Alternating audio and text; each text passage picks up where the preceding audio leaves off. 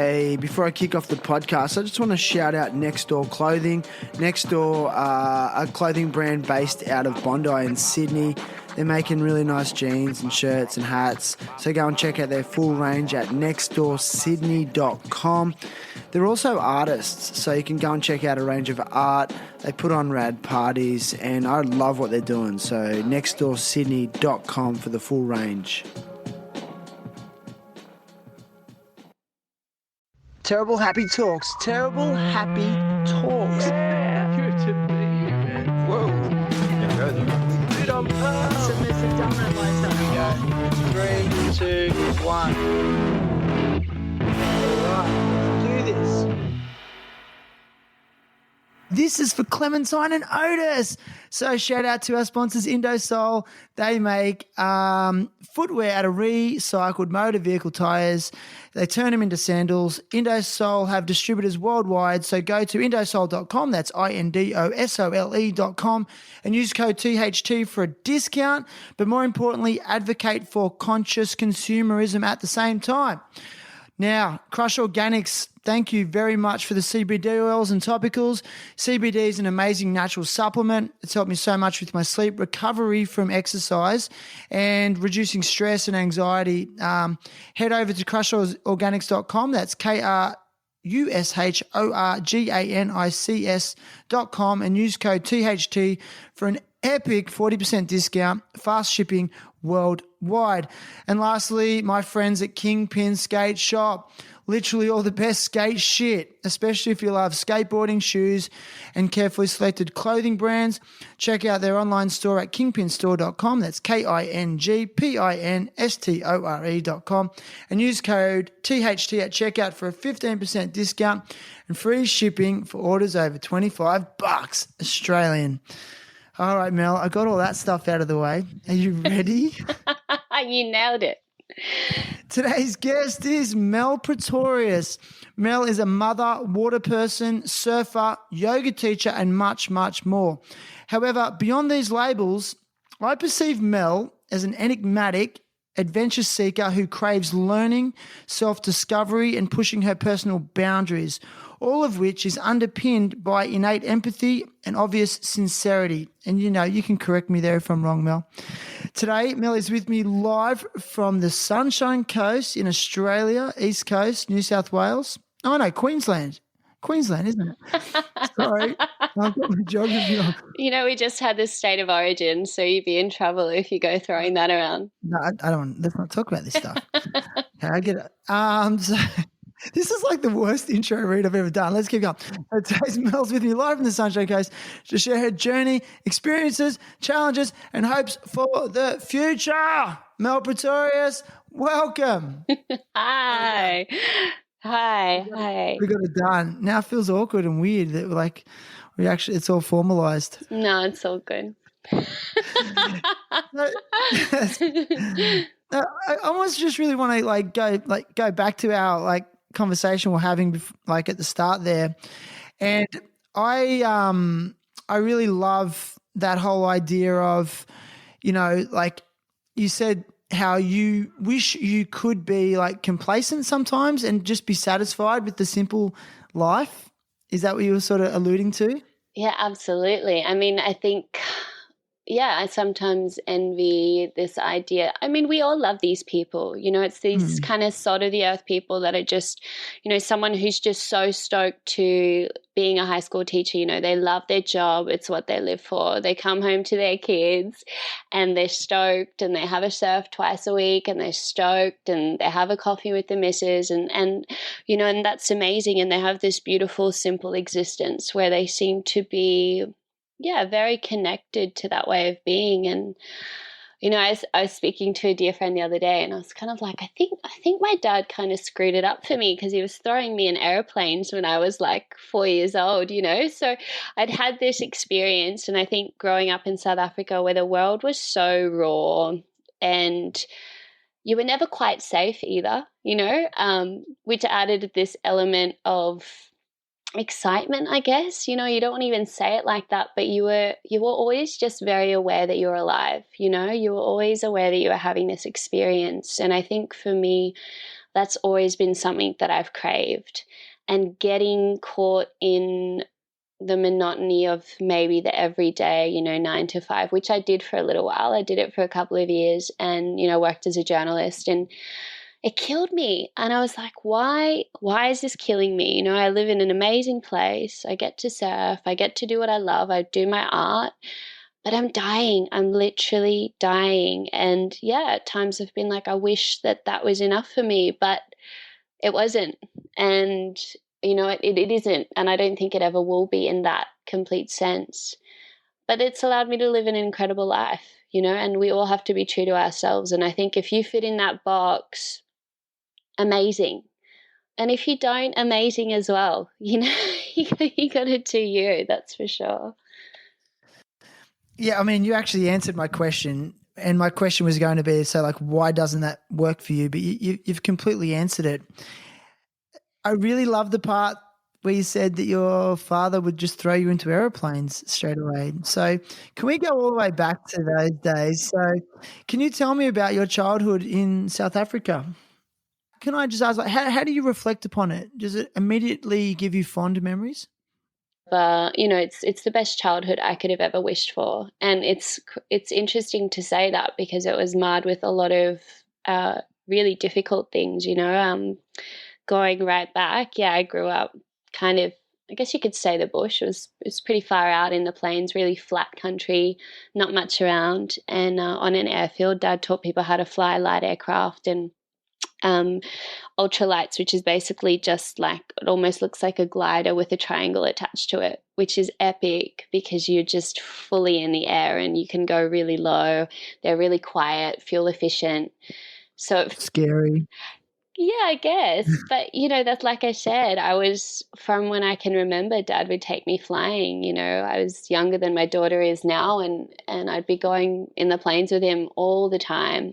And so it's just that feeling of going fast and being high, like it was just very normalized for me and kind of in my blood, I guess. So yeah, in that way, he definitely set me up for disaster. Disaster, or just a life full of incredible experience, but dangerous experiences. Growing up in South Africa was, I would never trade it for anything in the world. It taught me about life. Life was very real. It taught me about death. I lost my mum really young to cancer. So I was 4. She was 28, really sudden death. And, but in that as well, life went on. I watched my dad raise me and my 2 brothers, and on this airfield with these planes, kind of in the middle of nowhere. And we had a great life, spent our time outdoors.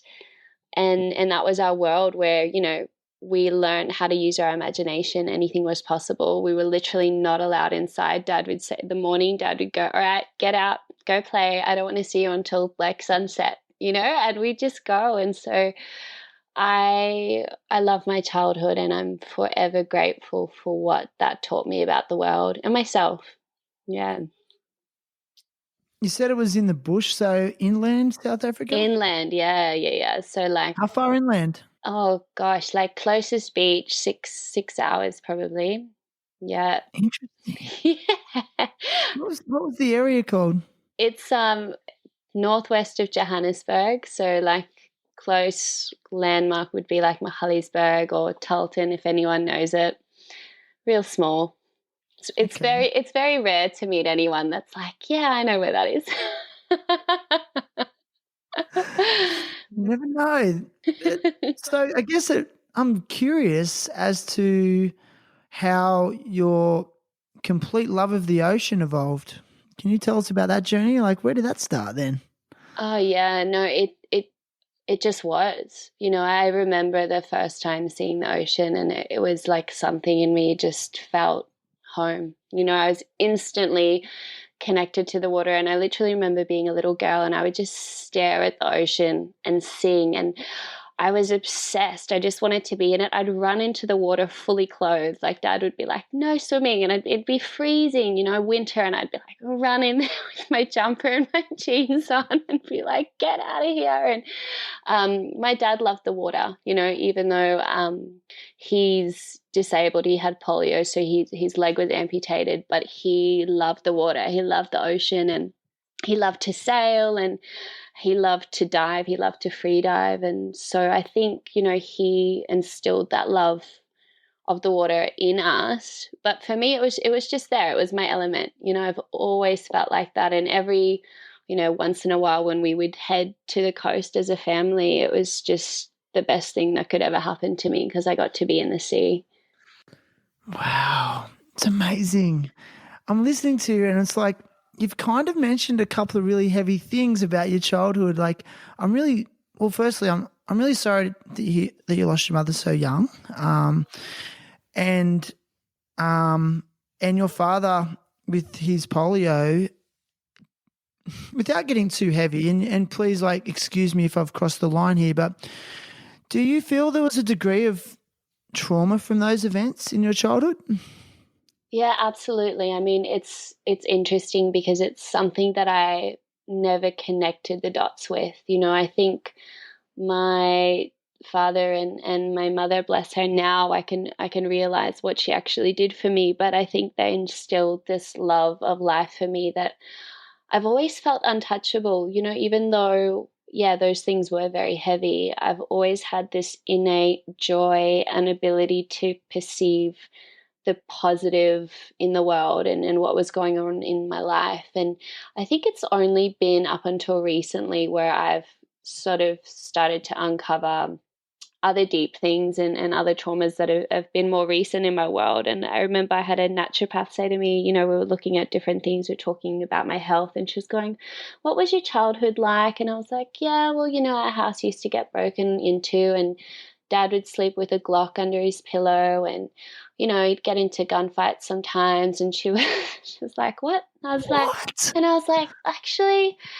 she's like, okay, that's definitely could be quite traumatic. And I was like, yeah, it's not that normal, I guess, but for us it was, and you almost, I think, because we moved so far away and we moved to a different country, I almost had a disassociation to those elements of what that was like. But I do remember I'd go to sleep looking at the door. I'd have to watch the door because I did have this fear that somebody would come into the house, Do you still have that in your adult life?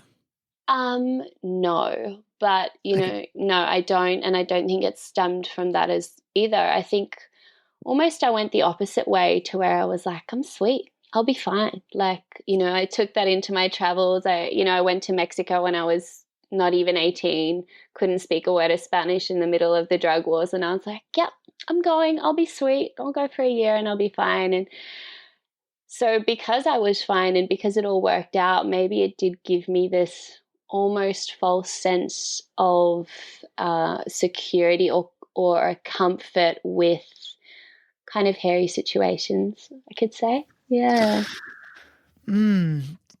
I very much see you as someone who is like a seeker.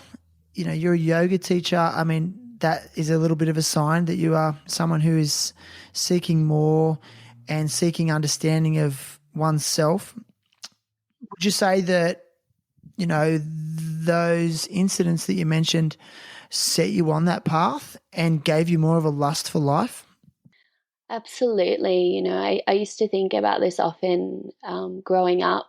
I'd always feel a little bit, like a little bit like I didn't belong. I've always felt like that. And I think maybe that's why travel was such a big impetus to me. I had this feeling that I wanted to explore and I had to get away because I didn't feel home anywhere. And I think what I've experienced as a child really gave me a sense of depth, and sometimes I'd meet people and I'd be like, you're fine, you're so happy and content, but like, like, what do you like? Do you feel anything? Like, are you in that body? Like, are you alive? Like, what do you ache for? Like, what are your passions? What upsets you? Like, what's going on behind this simple facade that you're putting on, working all week, drinks with the boys on the weekend? Like, I want to know more. I want to feel more. And 100%, I would say that I've been a seeker, and I think often people who are seekers or have that desire to get the most out of life or a better understanding of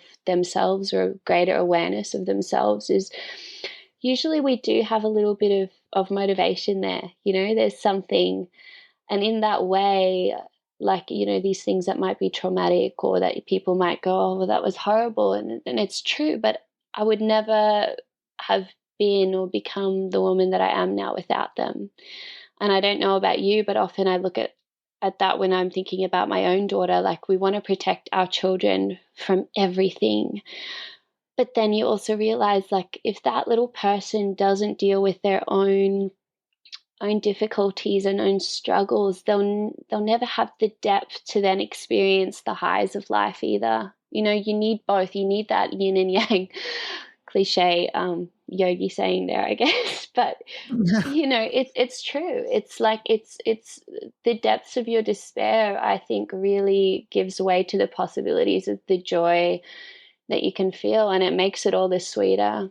But there is a fine line for sure. I think we can get addicted to that feeling of sensation or seeking, always wanting to know that we're here, and I definitely have seen that even in myself, or people around me, especially surfers. I think that we tend to get that hit, that dopamine hit, and we're like, we want more, we feel alive in this moment, and then the swell drops and we haven't had waves for a while, and then everyone's going, okay, like, what now, what's the next thing? Or and so we're constantly seeking that word seeker again. But sometimes I do look at the people that aren't looking for anything, and I'm like, there's something to learn in that. Yeah. I mean, one thing I'm learning is that, and it took me a long time to realize this because I was so self-centered and still am to a certain degree, to a very large degree, I should say, is that being a seeker, whether it's like seeking your own personal truth or seeking waves and chasing swells, it's a really selfish endeavor.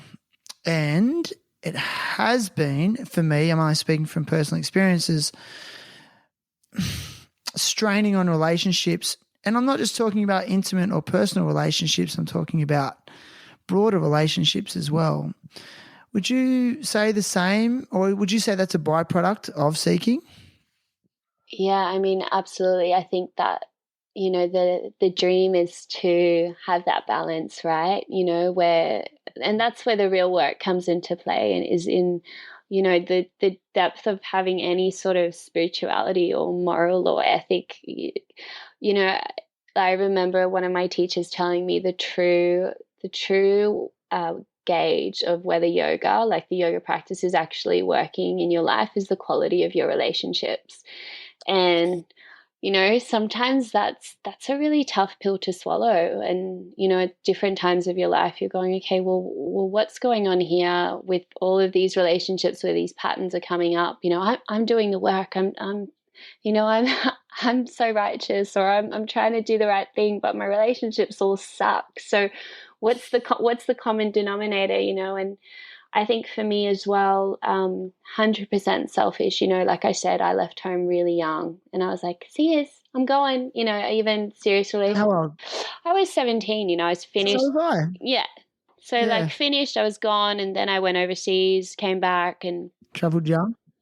yeah, always. And it never bothered me to sort of be able to just say goodbye to people and be like, I love you. Like, I love you. I'm going. I don't need to call you every day and tell you that I love you.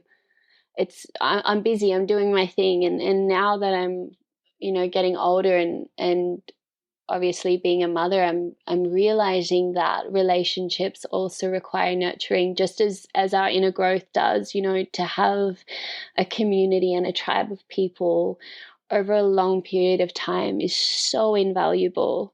And I think we often, when we do adventure and we go here and we go there, it's an element of life that we potentially sacrifice and perhaps don't recognize the cost of that until much later. And we've gone, oh God, this has been epic, but, how important is it? And it's not hard. It's not hard to foster those relationships and be a bit more respectful in our pursuit for our own happiness, I think.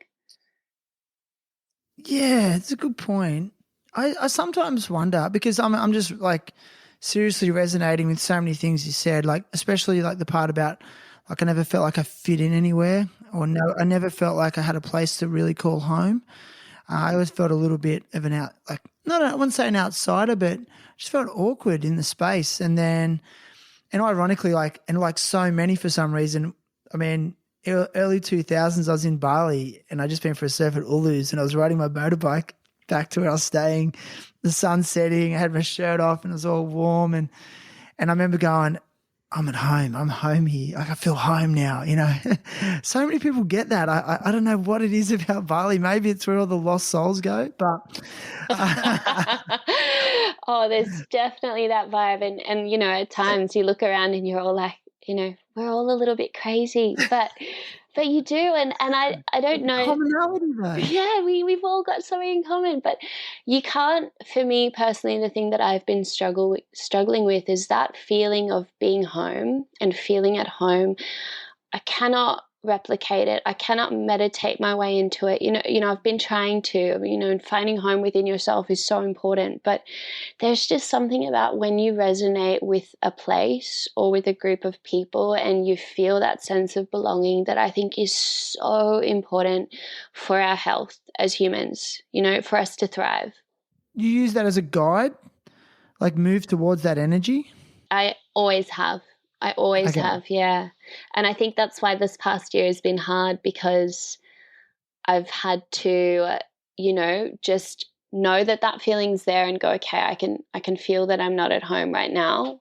So I need to find a home within me and I need to use the tools that I've got to help me better deal with the fact that I feel completely out of place. I think it's a huge factor in your life. I think it's one of the most, when you think about what makes us, one of our greatest needs as humans is to feel grounded and secure and safe and like we belong. We're social animals, or I know we're humans, but that we're social, we're relational. We need that sense of belonging somewhere. And yeah, for me it's huge. I sometimes worry though, like because I guess I have a bit of a nomad in me.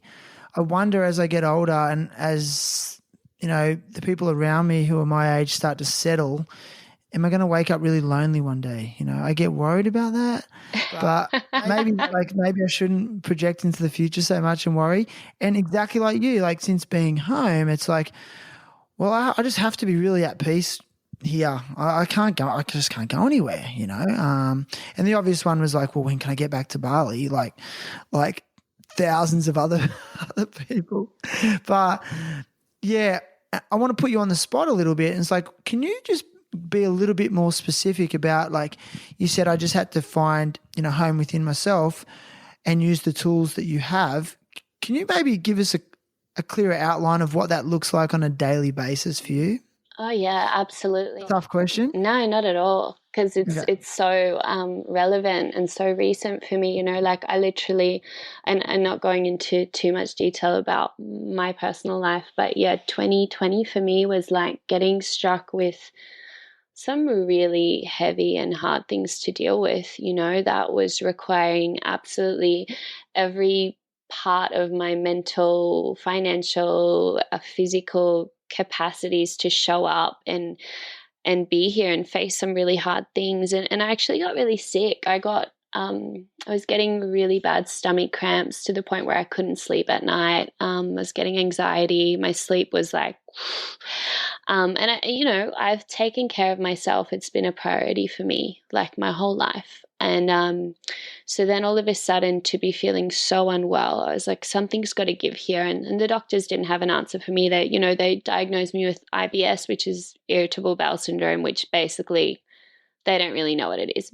They know that there's a connection with your gut and your brain, and oftentimes really stressful situations, environments will trigger this inability for your body to digest properly. And so anyway, I didn't want to take the pills that they wanted to give me, and I thought I've got to really look at what I'm doing. And so there's a guy called Paul Chek. Have you heard of him before?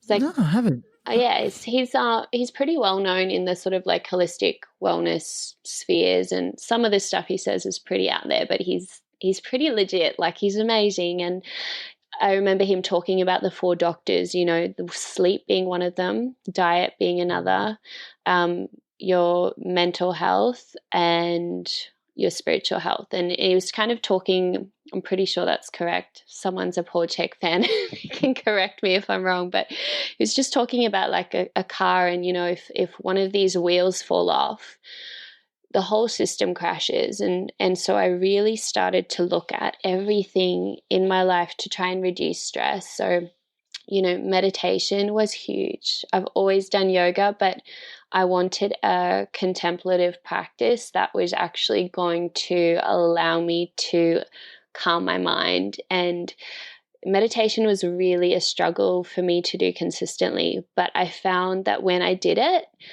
life-changing, like how I slept, how I was being a mother, how I was able to process the things that I had to intellectually. Diet, I just had to completely clean up what I was eating, how I was eating. I started, fasting sometimes, because that was literally one of the only things that would help if I was having an issue. And sleep, making sure I was getting enough sleep. I bought book. I see the amount of books I bought. Actually, they're probably here behind me somewhere. But like, I've got a library. I just went ham, and I just had to get to the bottom of this, because I realized, literally, I got to the point where I was like, if I keep going like this is literally what causes such dis-ease in the body that. Yeah, it's absolute dis-ease in the body. And I could see for the first time so clearly how my mental state was deteriorating. It was killing me, literally. And yeah, so meditation, being out in nature, connecting with nature, there's looking at things that talk about our microbiome and how healthy it is, even for our guts, for us to smell and be around different environments. Not just the ocean, but go out and be in the trees, be in the forest. I take Mila hiking up. There's some beautiful mountains around here and really close to where I've been living, actually, that you see this vista. You get to the top of a mountain, you've exercised, the endorphins are flowing, your lymph circulating, and you get up there and anything's possible. And even these little practices, I'm starting to feel like myself again. And I literally watched how being diligent with these little things, like making sure I'd get in. If I felt myself getting anxious,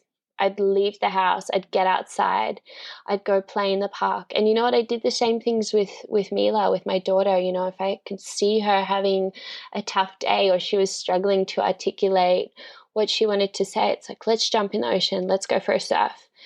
And you're a different person afterwards. And so, yeah, those are the things. I think the main things, to answer your question, would literally be contemplative practice, meditation and yoga, what I ate, and reconnecting with nature, reconnecting on a real level with what was available to me, and just spending more time outside, for sure. Yeah, it's amazing. I love everything about that. It's funny you mentioned sleep, because for me, sleep is the first thing to go. Like, I've struggled with sleep my whole life, and I need to take it seriously. Do you also reduce the use of technology? Is that a big one for you? Oh yeah, I mean, that's just the silent killer, isn't it? It's so toxic. And I think we all have a love-hate relationship with the gram. And for me, it's the gram, the interwebs, the socials. I don't know. Yeah, some days I'm like, I'm deleting this. This is the worst thing ever. And other days I'm like, I'm going to post a million stories of my cute daughter. And Yeah. but And uplift people.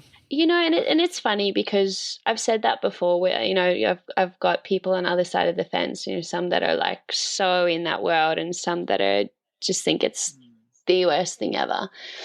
And but for me, especially as being a solo mum, being a surfer, like I can't tell you the amount of people that I have connected with through that platform from all over the world that I just never would have imagined even having, any sort of influence on, or I'd never look at myself as being inspirational. But then these people reach out to you and they're like, thank you for sharing that. Thank you for saying that. Thank you for being you. And that's kind of what's always kept me tethered to it. That's why even having a chat with you, I'm like, why do you want to have a yarn with me? But, if our ability to tell our story inspires or motivates or makes just one less person feel alone or feel like they can relate to someone, then I think it's worth it, Then I think you can put the ego aside and go, well, is it good? Is it bad? I don't know. But there is some good coming from it. But must be managed. Has to be managed. And, that was one thing I started to do as well when you're talking about sleep. I was nerding out, and this Dr. Matthew Walker, I've got his book here, Why We Sleep, it's incredible.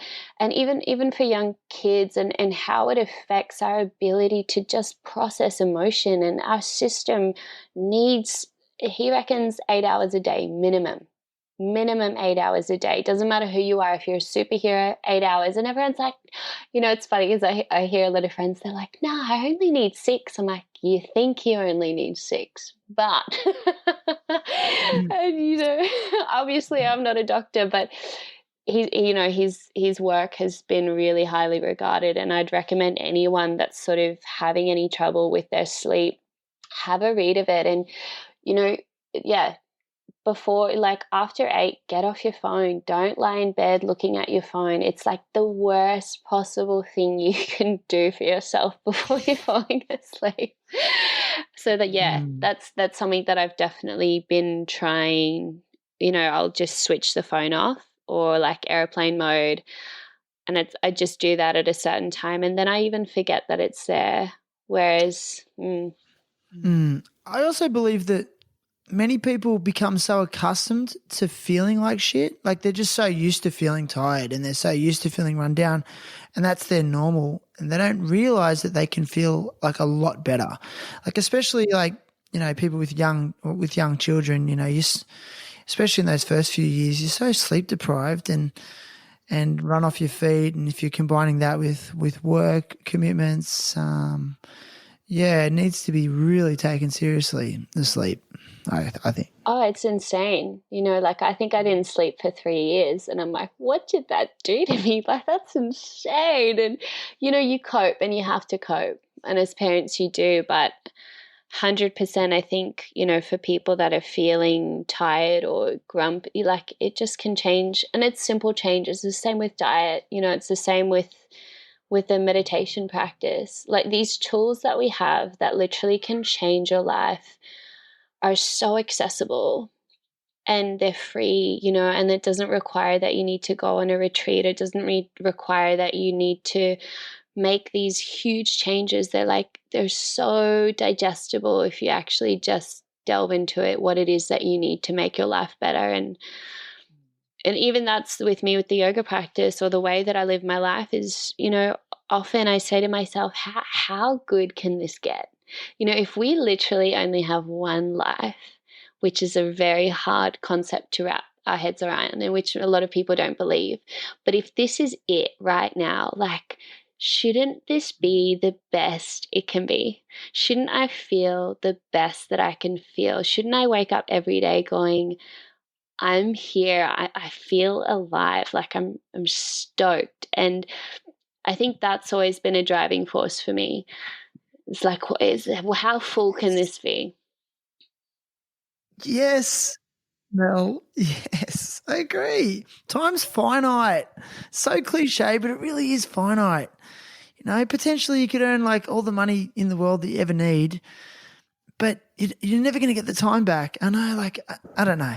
So we do have a responsibility to like make the most of every day, But there's no judgment if you're happy with what you were saying about, like, I don't judge people. And in fact, I envy people that are content with the 9 to 5, footy on the weekends, like a few beers with the boys on Saturday night, touch footy on Tuesday nights. I don't care. It's good for you, dude. But it's not for me. It's really not. And if there's anyone else out there like that, like, it's okay to feel like that, And I actually felt guilty, like, for a long time, but I don't anymore.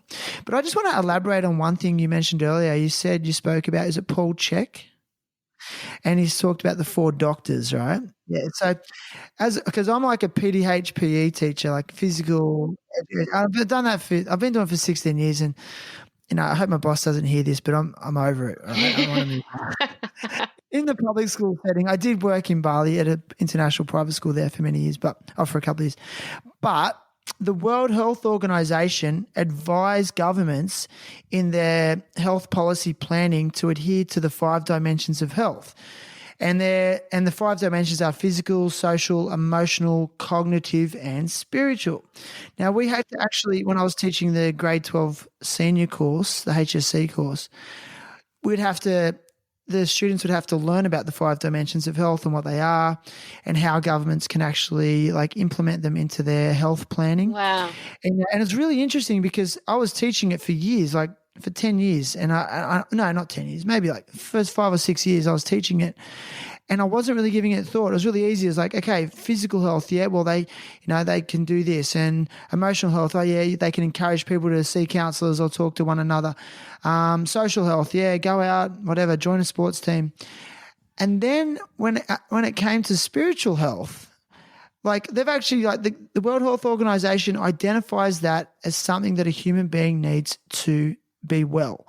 And I would just say to the kids, go to church, and I'm like, hang on a second. And then I started thinking about it myself, going, I'm telling these kids that, that's what spiritual health means. Like, and this is when I had my like light bulb moment. And I went, I don't necessarily align with any religious denomination. Okay. And then I just went down this rabbit hole of like, well, what is spirituality? But I just think people are very ignorant if you don't think that you need an element of spirituality in your life. And it needs to be identified. There you go. There's my rant. Thanks for listening. Absolutely. And I mean, I'll clarify what the doctors are so that I'm not misinforming you guys, but they're Dr. Quiet, Dr. Diet, Dr. Happiness, and Dr. Movement. So that's what he was speaking about. But obviously, yeah, nice and simple, easy to remember. But obviously, Dr. Happiness is kind of where you'd start to look at, emotional intelligence, spirituality, and I was actually, it's so funny. A lot of what you're saying today, I've been thinking about lately. But we do need, I think, and we have for so long as humans, we've been searching for a connection to something greater than ourselves. And whatever that is and whatever that looks like, it doesn't matter, but it's feeling that and feeling secure in that. So whether that's nature for you, whether that's something that you're, in yoga, we call it Ishvara. There's lots of different names because yoga is actually not a religion. It's a science, it's literally a kind of an instructor's manual to doing life better. And that's what I love about it as well. It's I don't care what you believe or what God you call your own or who you pray to or why you pray, but to have something. What is that something that at the end of the day you feel like you're a part of? And it's incredibly important. And I'm actually so impressed that that's something that's considered as part of that model, because it surprises me that it is. Yeah, it surprised me as well. I was like, okay. And I was teaching some grade 7 kids the other day, and don't ask me how this happened, but I'm teaching science at the moment. And there's this fact, it's a long story. But anyway, I actually really enjoy it. And we're talking about the solar system. And I've said this story on the podcast before, but I'll say it again. And this year 7 kid goes, there's this fact that, did you know that the sun is 1 million times bigger than the earth? Did you know that? So, and you can fit 1 million earths inside the sun. That's how big the sun is. A million. A million earths will go into the sun. And then I just watched this kid just go, hang on a second. Well, how much bigger he goes to me, how much bigger is the earth than me? And I went, like, I don't even know, like millions of times bigger than you. And he goes, like in the universe, like I'm not even like a speck of dust on a speck of dust on a speck of dust. And I was like, nah, dude. And we just had this moment together, like, man, like there's got to be something bigger out there. Like there's got to be a bigger purpose. And I know for me, whether it's true or not, like I want to believe some kind of fairy tale because it just makes me feel stoked every day. Like, and I want to wake up and feel stoked every day. And if spiritual, like if praying every day is going to do that, so be it, man. I don't know. Yeah, it's a really funny moment. It's such a funny one, isn't it? And it's a hard one to touch on with people. I think particularly in a place like Australia, I think that's one thing that I always struggled with a little bit here too, is people often, not always, but, deeper conversations are kind of avoided. And why? Why do you think that happens?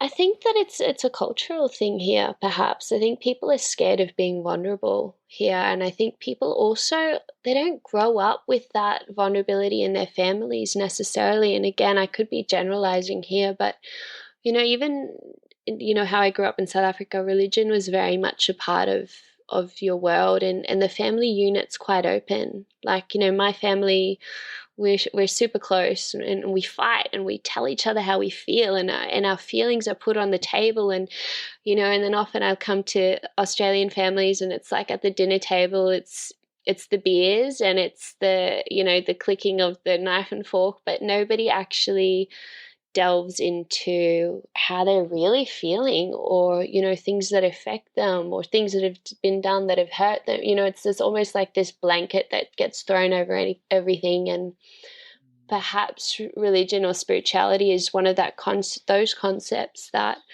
people don't grow up with over here necessarily, and so to even talk about it seems unnecessary or uncomfortable, and which I think is sad. Yeah, I think you just completely summed it up perfectly, in my opinion. Yeah, and that word unnecessary I find interesting because, yeah, that's it. It's like, because like I've always enjoyed deep conversation, and it's only really in my older years now that I don't care who I'll speak openly and honestly about this now. But I suppressed it for many, many years because of that notion of like, you don't need to stop thinking so much, stop thinking so deeply about that. You're going to, like it's a bad thing.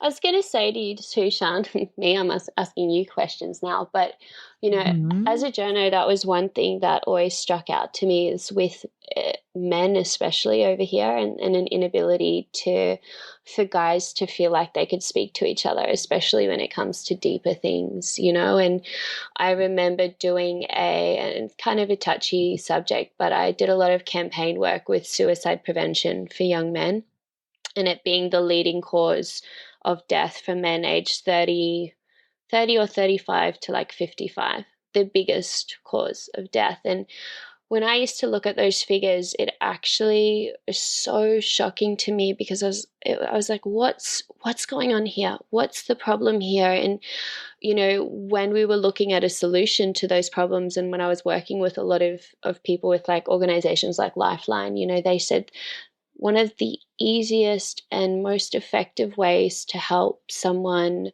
come back from the brink of suicide is to literally ask them straight up, are you thinking of committing suicide? And it wasn't, are you okay? It was direct. You had to say it directly. And that was the exact formula that they'd figured out. And so coming back to why I've said that is I wonder sometimes is that we're not having these deeper conversations and we're not asking these deeper questions. And especially as men, we're not getting the platform to, guys aren't having the opportunity to speak about these things that they need to speak about.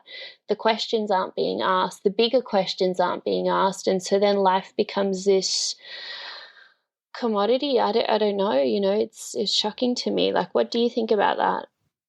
It's kind of It's amazing that you raised that because my recent guest, Justin Jughead Allport, a big wave surfer, amazing guy. He actually raised the exact same question that you just did, and his life has been touched by suicide, as has mine, in my family.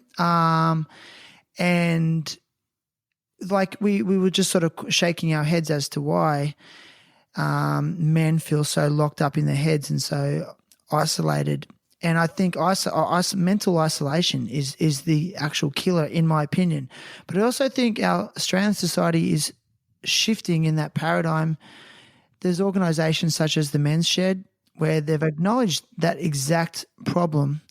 And also I think organisations such as Alcoholics Anonymous are brilliant in terms of, which isn't just for men, but obviously substance abuse is a symptom of that, that feeling of isolation, and it does relieve the pressure from what's going on in someone's mind. However, I guess with substances, there's a really negative knock-on effect from that. But it's all just like abuse is a symptom of something greater, and generally it's not being able to speak. And I think it definitely leads into a cult. I think we both sort of discussed how a lot of men are suffering, and is it because of our cultural stereotypes, and is it because of the cultural structure of consumerism and this innate pressure that men feel to provide, or is that an old school mentality? So we're just sort of asking the questions exactly as what you just said. So thanks for bringing it up. Yeah, of course. And I'm sorry to hear that, suicide has touched your life. And I just think though, talking about these things is such a start as well, isn't it? And getting guys like that are willing to come forward and actually have a chat about these things, and then it starts to become more normal in our circles, in our friendship groups. But I just wonder how much more of that we have to see, before we really, really start to just open up. And I think it's interesting too as women, because I feel like, if you've been in a relationship or you've had friends, we tend to, you can see that inability to open up, and you try to pry and ask the questions, but it's almost different to having that ability to just chat with your mates or feel seen even by your friendship group. Isn't that, I heard someone speaking the other day about, one of our biggest things as humans is we just want to be seen.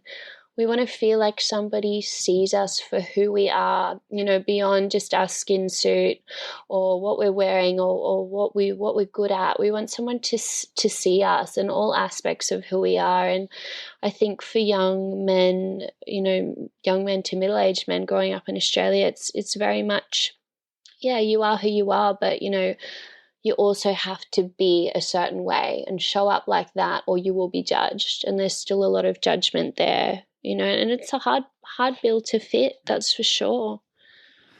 I'm going to play devil's advocate a little bit. Would you agree with me if I said that men are struggling to find their role in society in these modern days? Like they've lost their identity? Absolutely. I think simply put, yes. But I also think that perhaps it comes back to the men that I have looked up to in my life and have seen be the happiest have passions that fulfill them and give them a chance to feel like they can support and, encourage that sort of, we'll use masculine energy, like we'll use that word.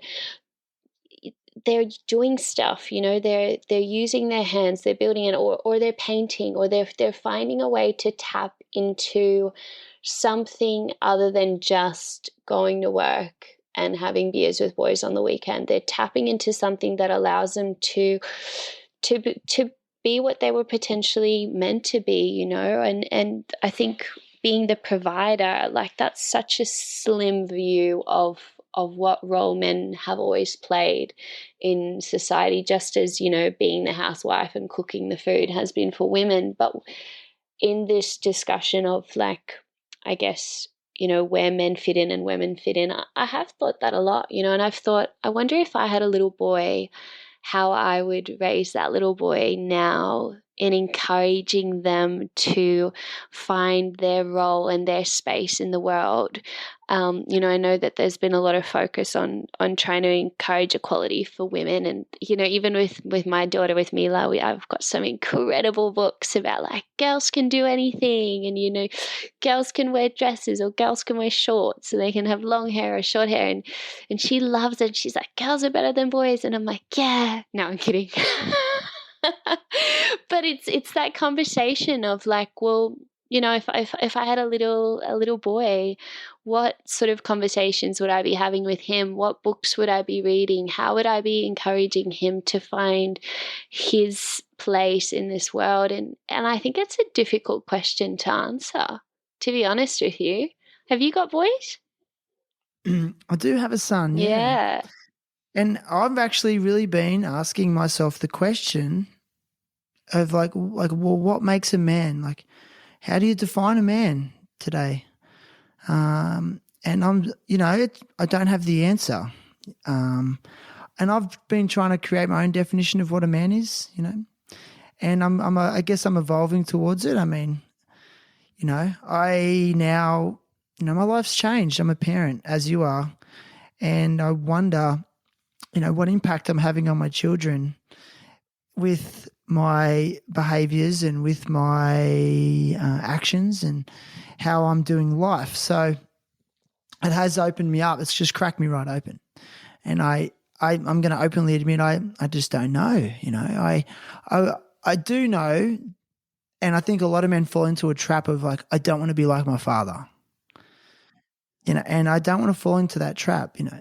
But I also do know that the elements maybe of my father that I wish that I craved, and I try to put myself back into 5-year-old Shannon and go, you know, like, I was craving more affection, you know. I kiss my son. I'll kiss him on the lips. I'm constantly kissing him, and you know, just presence.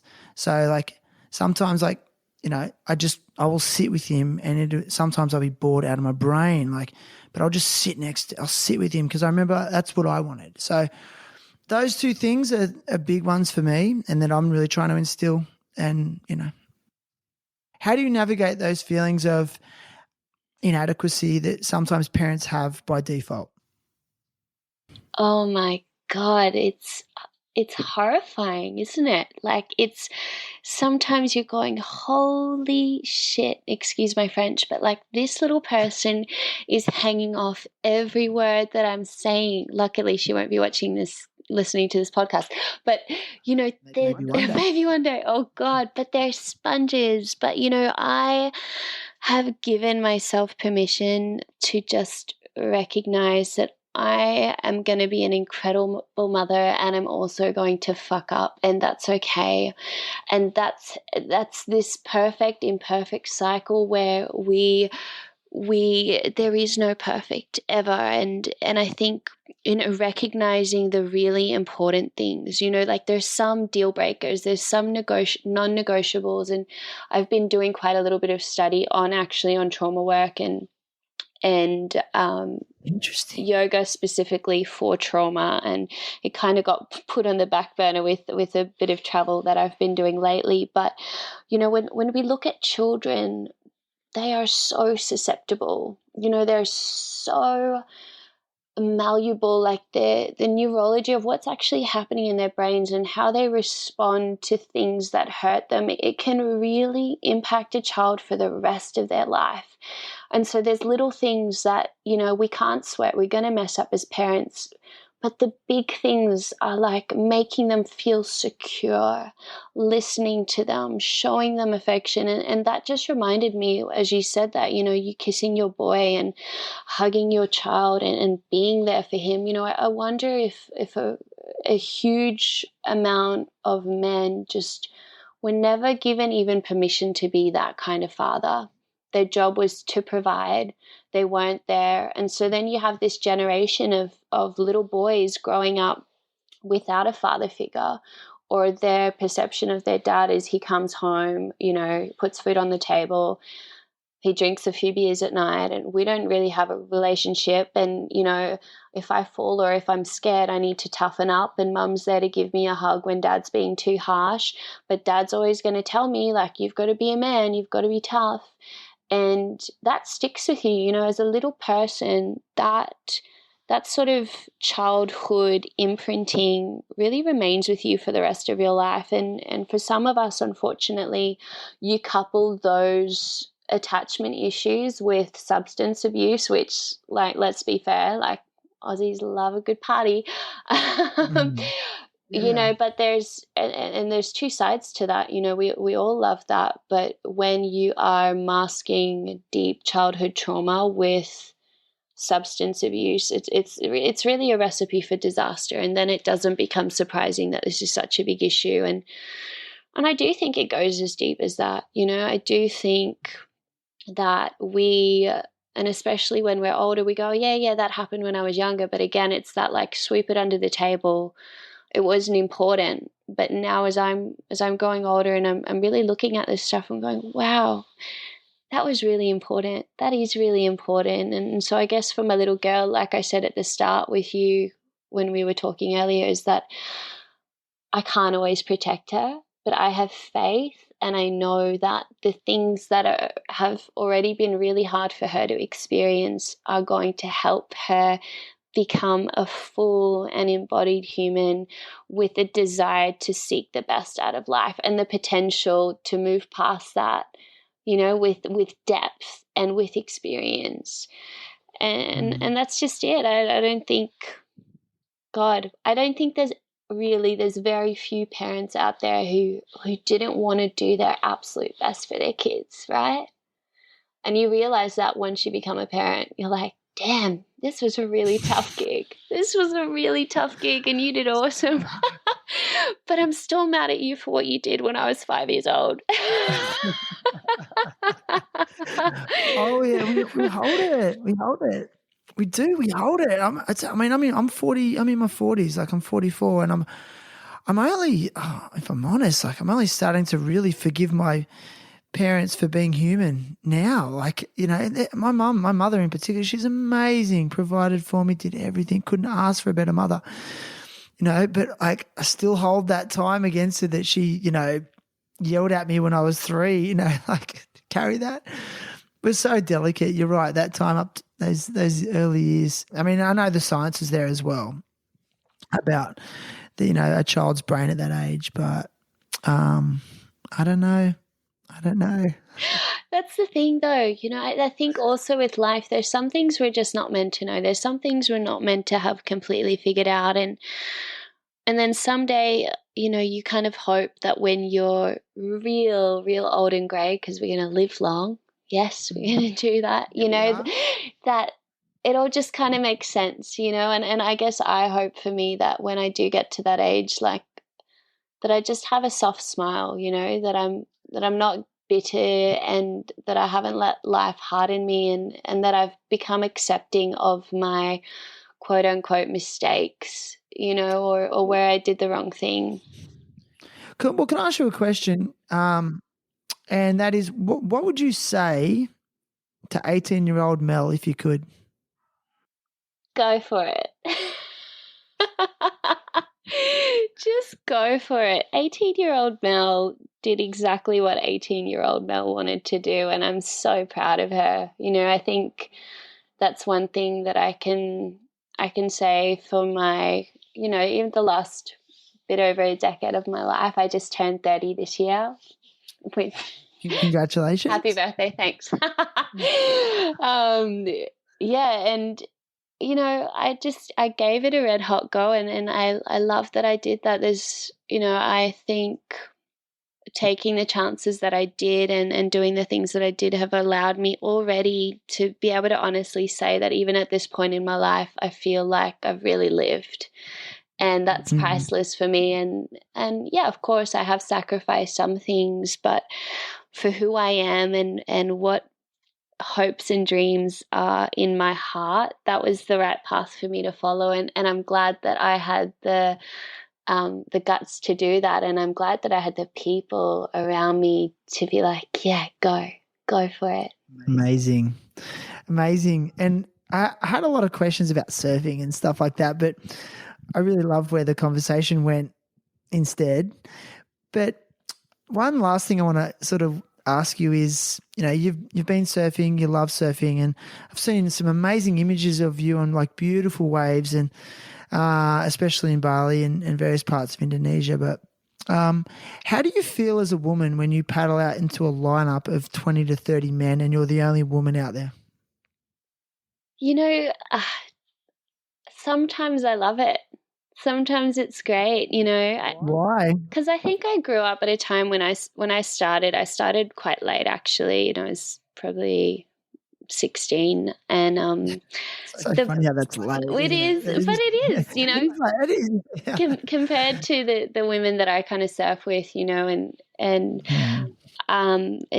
boys used to tease me. They'd be like, "Go in, what are you doing out here?" And Really? I had no idea what I was doing, and there weren't really many girls in the water at all. There'd be like not even a handful along the whole stretch of the coast, especially when it start getting bigger. And it was really a time for me to kind of, I love proving people wrong. And, for me, surfing was always just about the love, but to finally get to a point where I could feel confident in the ocean, especially on bigger days, and, feel like I could hold my own out there. It's a nice feeling. It's a nice feeling to sort of represent women and go, well, no, I actually know what I'm doing out here, and I'm not just paddling around. And I get dropped in on a lot. I always have. I don't know if I'm smiling too much. I need to like look angrier, but it's sometimes that can be frustrating because that people are literally just not giving you a chance because you're a girl. But I think that's changing as well. And so it's just nice to see now that a lot more women are in the water. And I definitely, like, if I see a lineup with a few girls in it, I'm stoked. The environment's just different, 100%. I love it when there's like a lot of women in the lineup. It changes the vibe immediately. There's you can hear conversation in between sets, for example. Like a lot of dudes just don't even acknowledge one another. But also, like a girl will actually say hi to you. We'll actually say hi most of the time, or good morning. Like, it kills me when like you're surfing on sunrise and this is amazing sunrise and no one wants to make eye contact with you. It's just like, come on, So yeah, no, I thank you for sharing your perspective on it, because I often think that there's been times I've watched a girl paddle out to a busy lineup and she's the only one out of all these men, and I think if I was in her position, I would feel intimidated, especially, yeah. So it's really nice that you shared that. So thanks, Mel. Yeah, of course. Yeah, I mean, intimidated, Intimidated or nervous? I think the only thing that intimidates me are the waves. Yes. If it's a wave, if I'm surfing a wave of serious consequence, I think also I kind of know that it's hard because I know that first wave is really important, because I know if I blow the first wave, I'm not going to get more. They'll like write me off. So I have to get one and show that I could actually surf before they're not all just going to drop in on me.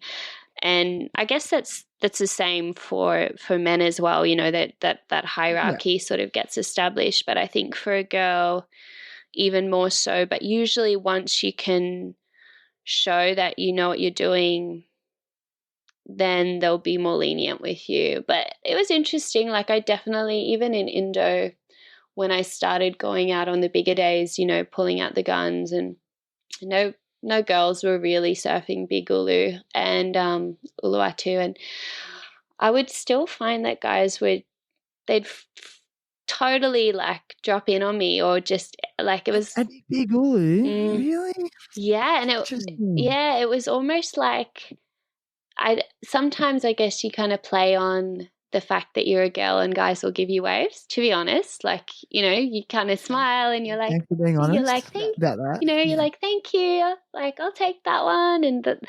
And you know, I just remember being out there and it was like, nah, this is like, if you want to be out here, like you've got to, like, you know, you're just like everyone else, like you're part of this. And there was that feeling. And then also, obviously, like I felt like I had a little community of guys that would just, especially because I am a woman and a mother, that really just took such good care of me. And they were such gentlemen, and they would really make an effort to make me feel supported and safe, which was incredible. And yeah, it's something that I don't think would have happened if I wasn't a woman and a mama. And that was a really nice feeling. So paddling out with those kind of guys is epic. It was never intimidating at all. It was like, hi, like I'm coming home. You've all got my back, and it's amazing.